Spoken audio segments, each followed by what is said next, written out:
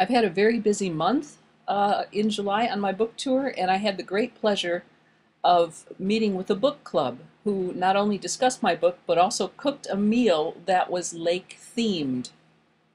Okay, you traveled it by foot. We're going to travel the Lake Michigan shoreline by fork. Okay. So, she mentioned in the book about the lake effect snows and the fact that the water Lake Michigan causes the weather. And I've driven through a lot of that lake effect snow, so it really hit home.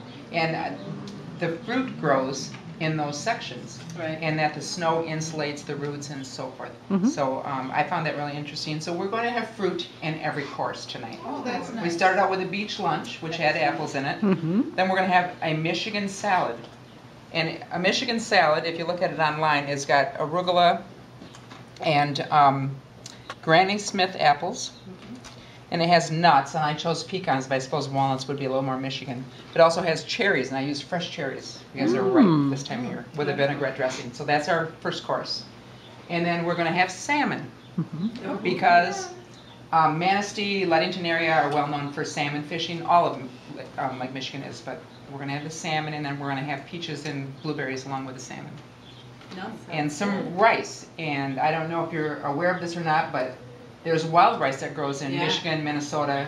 I'm not going to remember the name of it. I want to say Moonin or something. It's a type of rice It's grain. Ojibwa. The name is Ojibwa.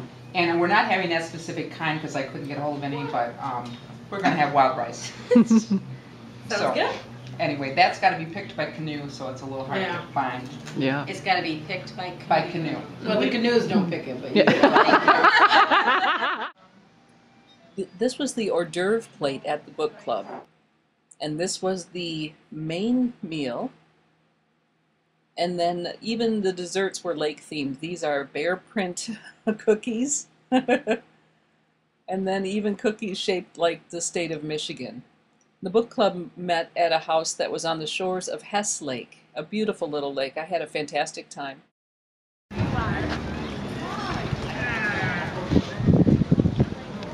This is Elk Rapids, and they're setting up for their Night on River Street event. And I will be signing books under the tent at the Nature Connection up here.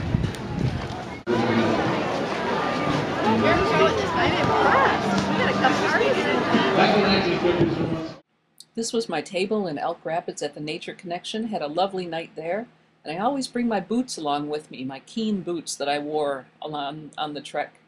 After this appearance, I headed across the lake for several appearances in Wisconsin. My first stop was at La Di Da Books in Manitowoc, Wisconsin.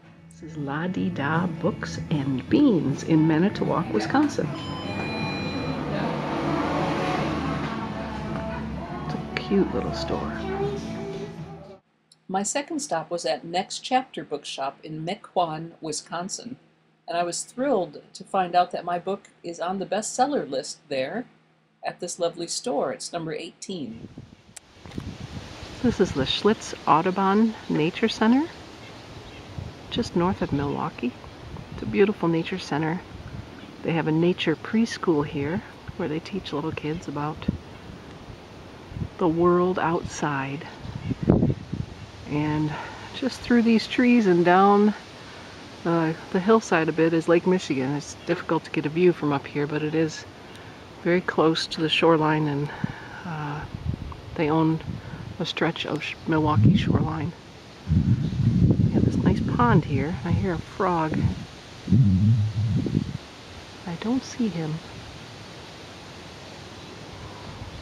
They will be stocking my book at the Nature Center gift shop, and I thank them for that.